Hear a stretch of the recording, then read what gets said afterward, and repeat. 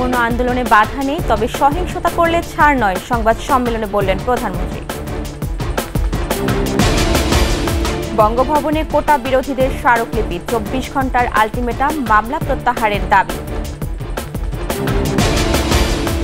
এবং উত্তরাঞ্চলের পানি কমলেও মধ্যাঞ্চলে বন্যা পরিস্থিতি অপরিবর্তিত, দুর্ভোগে বানভাসী মানুষ।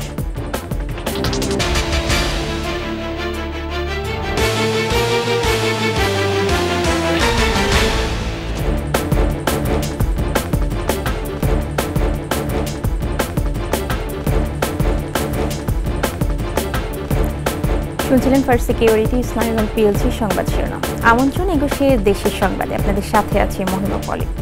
দর্শক, একুশে টেলিভিশনের সংবাদ একই সাথে সরাসরি দেখতে পাবেন আমাদের ফেসবুক পেজ www.facebook.com/2124 অনলাইনে।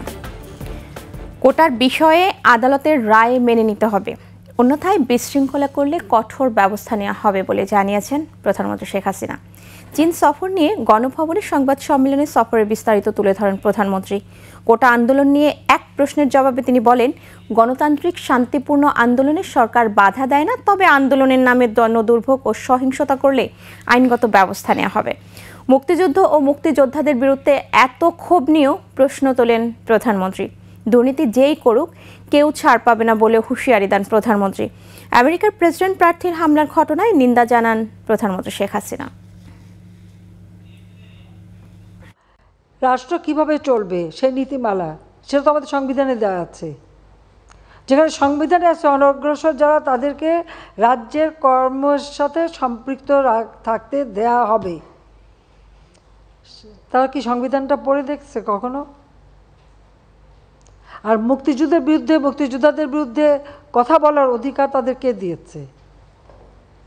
যে মুক্তিযোদ্ধা বললো, আমি তার সাথে সম্পূর্ণ একমত যে তারা জীবনে কষ্ট করেছে, কিন্তু দুর্ভাগ্যের বিষয় 75 15 আগস্টের জাতির পিতাকে হত্যার পর এমন একটা সময় গেছে যে মুক্তিযোদ্ধারা বলতে পারেনি যে আমি মুক্তিযুদ্ধ করি, কারণ হাজার হাজার অফিসার সৈনিকদের জিয়ারন মেরে সাফ করে দিয়েছে। আবার তাদের মাথায় মানে কিছু কিছু পকেট করে নিয়ে তাদেরকে খুব তেল দিয়েছে, কিন্তু আসলে তো মুক্তিযুদ্ধের চিন্তা চেতনা সব কিছু তো মুছে ফেলে দিয়েছিল। তার মানে কি মুক্তিযোদ্ধার সন্তান নাতিপুতিরা কেউ মেধাবী না? যত রাজাকারের বাচ্চারা নাতিপুতি হলো মেধাবী, তাই না? কিন্তু এটা ভুলে গেলে চলবে না যে যাদেরকে মেধাবী না বলছে তাদের হাতে কিন্তু ওরা পরাজিত। বঙ্গভবনে স্মারকলিপি দিয়ে বেরিয়ে কোটা সংস্কারের দাবিতে 24 ঘন্টার আলটিমেটাম দিয়েছে শিক্ষার্থীরা, অন্যথা কঠোর কর্মসূচির হুঁশিয়ারি দেয় তারা। একই সঙ্গে মামলা প্রত্যাহারের দাবিও জানানো হয়। বিস্তারিত জানাচ্ছেন পার্থসারথী। সরকারি চাকরিতে কোটা সংস্কারের দাবিতে জাতীয় সংসদে জরুরি অধিবেশন আহ্বান করে আইন প্রণয়নের জন্য রাষ্ট্রপতি বরাবর স্মারকলিপি দিয়েছে বৈষম্যবিরোধী ছাত্র আন্দোলনের প্রতিনিধিরা। বৈষম্যবিরোধী ছাত্র আন্দোলনের 12 জনের একটি প্রতিনিধি দল রাষ্ট্রপতির সামরিক সচিবের হাতে স্মারকলিপি পৌঁছে দেন। পরে বঙ্গবন্ধু অ্যাভিনিউয়ে ব্রিফিংয়ে আন্দোলনকারীরা জানান, সংস্কারের এখতিয়ার সরকারের, আইন বিভাগের মাধ্যমে সংসদে আইন পাশের মাধ্যমে তা বাস্তবায়ন করতে হবে। আগামী 24 ঘন্টার মধ্যে দৃশ্যমান অগ্রগতি না হলে পরবর্তীতে কঠোর কর্মসূচি ঘোষণা করা হবে বলে জানান আন্দোলনকারীরা। আমরা মহামান্য রাষ্ট্রপতির কাছে 24 ঘন্টার জন্য একটি সুপারিশ করেছি যে আগামী 24 ঘন্টার মধ্যে আমরা চাই সংসদে অধিবেশন ডেকে সেটার আইন পাশের জন্য কার্যকর ব্যবস্থা নেওয়া হোক অথবা অধিবেশন আহ্বান করা হোক। আমরা আগামী 24 ঘন্টার মধ্যে এই দৃশ্যমান পদক্ষেপ দেখতে চাই। এ সময় আন্দোলনকারীদের বিরুদ্ধে হওয়া মামলা প্রত্যাহারেরও দাবি জানানো হয়। আমরা এতে আরো 24 ঘন্টা বাড়িয়ে দিচ্ছি আজকে, এবং এই 24 ঘন্টার মধ্যে যদি মামলা প্রত্যাহার না করা হয় তাহলে কিন্তু আমাদের কর্মসূচি কঠোর থেকে কঠোর হবে। এর আগে দুপুর 12টায় ঢাকা বিশ্ববিদ্যালয়ের কেন্দ্রীয় লাইব্রেরির সামনে থেকে গণপদযাত্রা শুরু করে শাহবাগ, মৎস্য ভবন, হাইকোর্ট মোড় হয়ে গুলিস্তান জিপিওর সামনে প্রথম পুলিশি বাধার মুখে পড়েন আন্দোলনকারীরা। সেখানে কিছুক্ষণ অবস্থানের পর তারা ব্যারিকেড ভেঙে বঙ্গভবনের পথে এগুতে থাকে। এ সময় যান চলাচলের বিঘ্ন ঘটে, বিপাকে পড়েন সাধারণ পথচারীরা। পার্থসারথী, 21 টেলিভিশন, ঢাকা।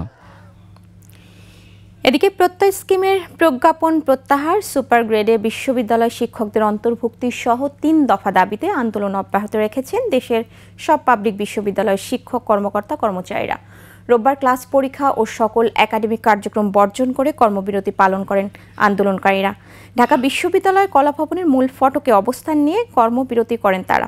এ সময় বক্তব্য রাখেন শিক্ষক সমিতির নেতারা। তারা জানান, আত্মমর্যাদা পুনরুদ্ধারে সাধারণ শিক্ষকরা আন্দোলন করছে। দাবি আদায় না হওয়া পর্যন্ত আন্দোলন চলবে। আমরা যে 3 দফা দাবি দিয়েছি যে সেটার মধ্যে প্রত্যেক স্কিমে বিশ্ববিদ্যালয়ের শিক্ষকরা থাকবে না, যেটা আমাদের সব সেই দাবিগুলো কিন্তু আমরা এতদিন থেকে যেটা বলে আসছি সেটাও আমাদের শিক্ষকরা বলছে যে আমরা প্রত্যেক স্কিমে থাকবো না, আমরা যে জায়গায় আছি সেই জায়গায় থাকবো। প্রয়োজন মধ্যে আপনারা আরো উন্নতভাবে আমাদের কিভাবে সামনের দিকে এগিয়ে নিয়ে যাবেন। উত্তরাঞ্চলে নদ নদীর পানি কমলেও মধ্যাঞ্চলের সার্বিক বন্যা পরিস্থিতি অপরিবর্তিত রয়েছে। দুর্গত এলাকায় দুর্ভোগ কমেনি মানুষের, কোথাও আবার তীব্র হয়েছে নদী ভাঙন। আগামী 24 ঘন্টায় পরিস্থিতি আরও উন্নতি হতে পারে বলে আভাস দিয়েছে বন্যা পূর্বাভাস ও সতর্কীকরণ কেন্দ্র। প্রতিনিধিদের সহায়তায় দেখুন ডেস্ক রিপোর্ট।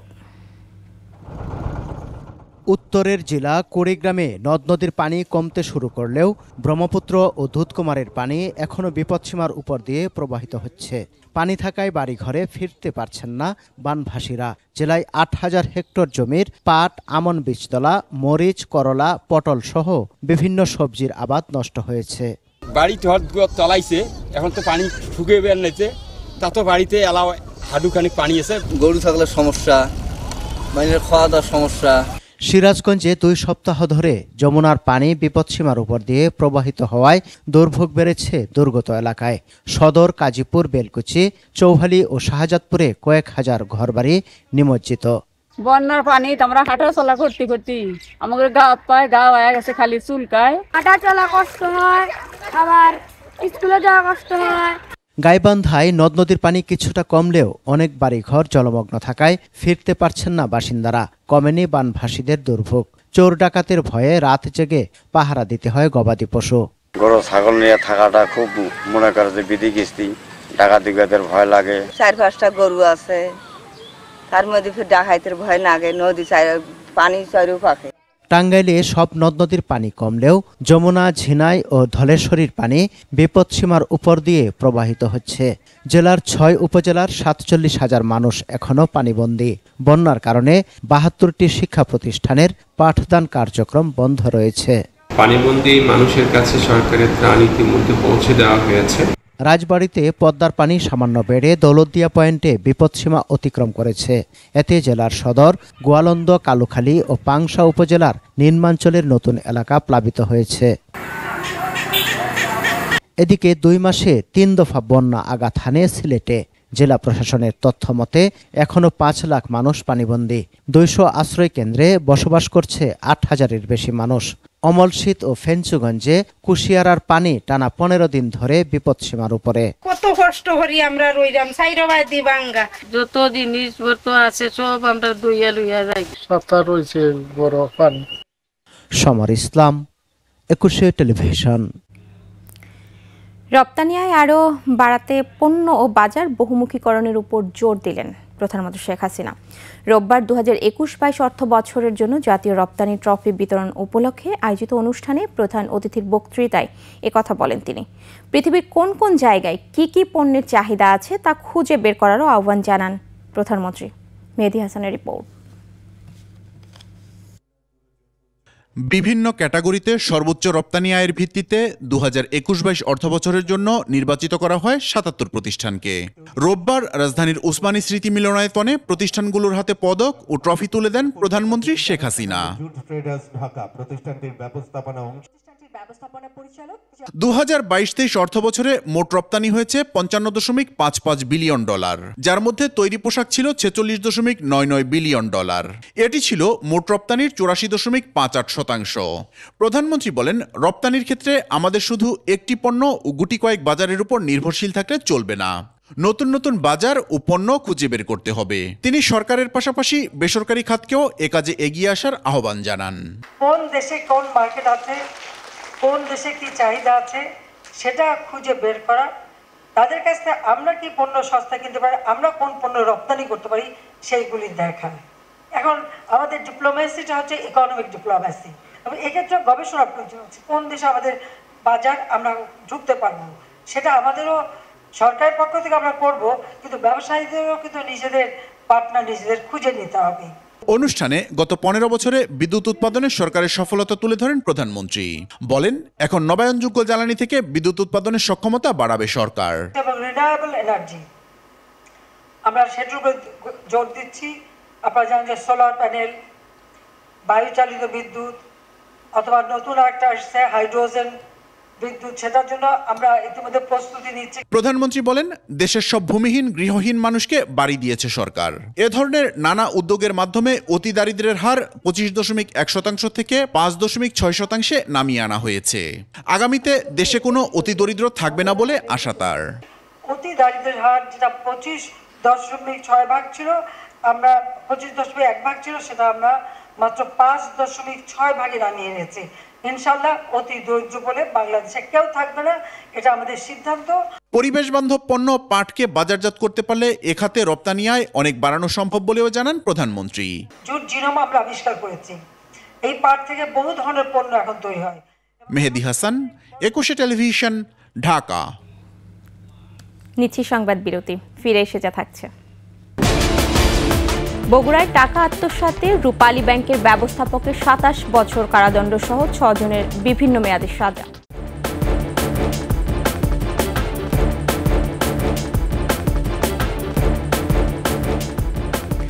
আবার আমন্ত্রণ সন্ধ্যা 6টার 21 সংবাদে।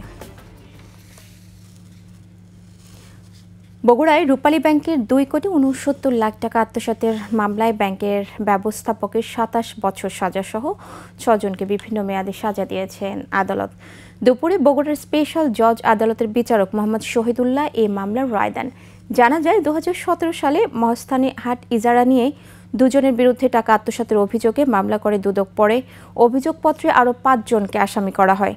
রাষ্ট্রপক্ষের আইনজীবী জানান, টাকা আত্মসাতের অভিযোগে ব্যবস্থাপক জোবায়েনুরকে 27 বছর, ব্যাংক কর্মকর্তা ইশরাত জাহান এবং মাহাতাব হোসেনকে 5 বছর করে, আর গ্রাহক আজমল হোসেন, মোশাররফ হোসেন ও জাহিদুর রহমানকে 7 বছরের কারাদণ্ড দেন আদালত। বাকি একজন আসামি কায়েদে আজম মারা যাওয়ায় তাকে অব্যাহতি দেওয়া হয়।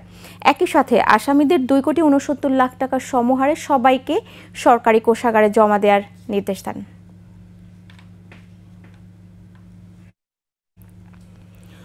কোনো চিকিৎসককে যেখানেই পদায়ন করা হবে তাকে সেখানেই থাকতে হবে বলে জানালেন স্বাস্থ্যমন্ত্রী ডাক্তার সামন্তলাল সেন।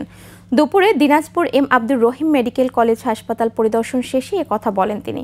কারো প্রতি অন্যায় করা হবে না জানিয়ে স্বাস্থ্যমন্ত্রী আরও বলেন, চিকিৎসকদের বদলির বিষয়ে কোনো আপোষ করা হবে না। মন্ত্রী বলেন, কোনো মানুষকে চিকিৎসার জন্য যেন ঢাকায় যেতে না হয় তেমন পরিবেশ তৈরি করতে চায় সরকার। এর আগে মাল্টিপারপাস অডিটোরিয়াম ভবনের উদ্বোধন করেন তিনি। কোনো রোগী ঢাকায় যাক, এখানেই চিকিৎসা হবে। চিকিৎসকরা থাকেন না কেন, কি বিভাগ, এটা আমি দেখব। কারো প্রতি কোনো অন্যায় আচরণ করব না, কিন্তু আমরা নিয়ম মেনে যাকে যখন যেখানে পদায়ন দিব তাকে থাকতেই হবে, এর মধ্যে কোনো কম্প্রোমাইজ নাই। নেত্রকোনার কমলাকান্দায় ট্রলার ডুবে 2 জন নিহত হয়েছেন। পুলিশ জানায়, দুপুরে কমলাকান্দা ঘাট থেকে একটি যাত্রীবাহী ট্রলার সুনামগঞ্জের মধ্যনগর যাওয়ার পথে গড়াডুবা হাওরে গিয়ে ডুবে যায়। এ সময় উজ্জ্বলা সরকার ও অনিমা সরকার জলি নামে 2 জন পানিতে ডুবে যান। পরে স্থানীয়রা তাদের উদ্ধার করে কমলাকান্দা উপজেলা স্বাস্থ্য কমপ্লেক্সে নিলে চিকিৎসক তাদের মৃত ঘোষণা করেন। এর আগে শনিবার একই উপজেলায় পানির স্রোতে ভেসে গেছে 7 বছরের এক শিশু।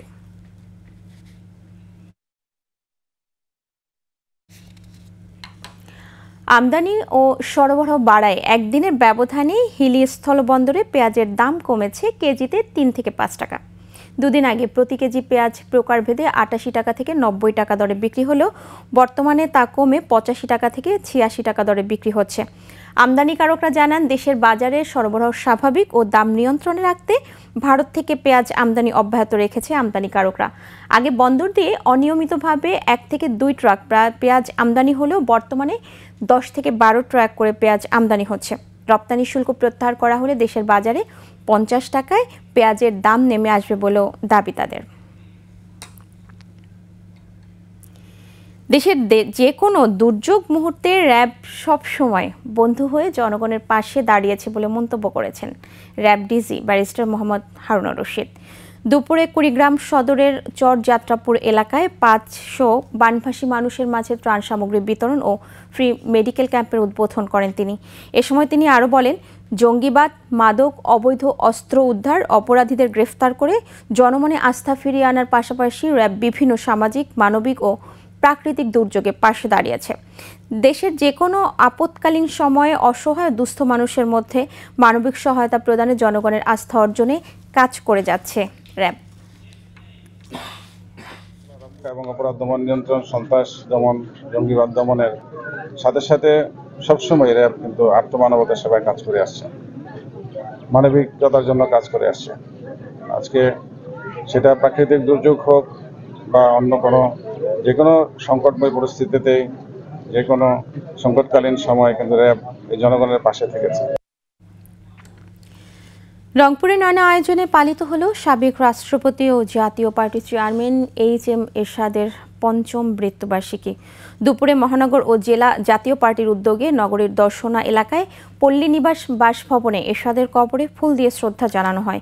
পরে দোয়া মাহফিল ও আলোচনা সভা হয়। উপস্থিত ছিলেন জাতীয় পার্টির কো চেয়ারম্যান ও সিটি মেয়র মুস্তাফিজুর রহমান মোস্তফা, মহানগর জাপার সাধারণ সম্পাদক এস.এম. ইয়াসির, জেলা জাপার সাধারণ সম্পাদক আব্দুর রাজ্জাক সহ অন্যান্যরা। বাংলাদেশ কৃষি ব্যাংকের সাথে রাজশাহী কৃষি উন্নয়ন ব্যাংকের একীভূত প্রক্রিয়া বন্ধের দাবি জানিয়েছেন রাজশাহী কৃষি উন্নয়ন ব্যাংক একীভূতকরণ প্রতিরোধ কমিটি। সকালে রাজশাহীতে সংবাদ সম্মেলনে এ দাবি জানান তারা। বলেন, সরকার রাজশাহী কৃষি উন্নয়ন ব্যাংককে দুর্বল ব্যাংক হিসেবে চিহ্নিত করে বাংলাদেশ কৃষি ব্যাংকের সাথে একীভূত করার সিদ্ধান্ত নিয়েছে। এই সিদ্ধান্ত বাস্তবায়িত হলে কৃষি ব্যবস্থাপনা ও কৃষি উৎপাদনে নেতিবাচক প্রভাব পড়বে বলেও জানান বক্তারা।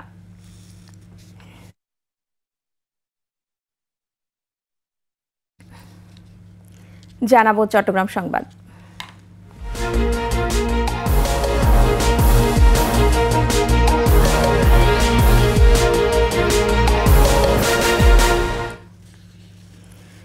চট্টগ্রামের প্রবর্তক মোড়ে কল্লোল সুপার মার্কেট থেকে ক্ষুদ্র ব্যবসায়ীদের উচ্ছেদের হুমকির প্রতিবাদে সংবাদ সম্মেলন করেছে ব্যবসায়ীরা।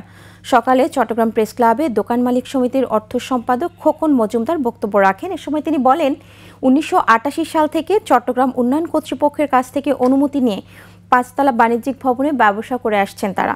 একটি প্রভাবশালী মহল তাদের উচ্ছেদের জন্য হুমকি দিয়ে আসছে। এ বিষয়ে প্রশাসন ও সংশ্লিষ্টদের হস্তক্ষেপ চান তারা।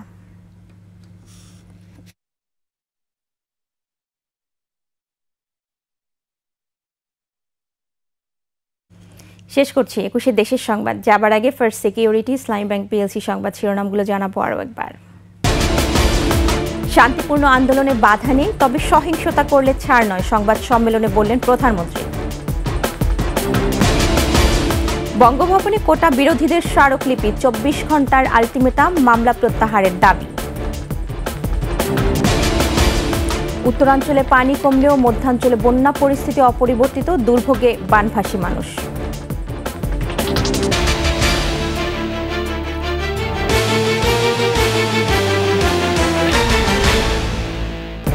সর্বশেষ খবর জানতে ডায়াল করুন 2021 নম্বরে, আর ভিজিট করুন 21tv.com এই ওয়েবসাইটে। এছাড়া ফেসবুকে ভিজিট করতে পারেন facebook.com/2124 অনলাইনে। এতক্ষণ সাথে থাকার জন্য ধন্যবাদ। আমাদের পরের সংবাদ সন্ধ্যা 7টায় দেখার আমন্ত্রণ রইল। 21-এর সাথেই থাকুন।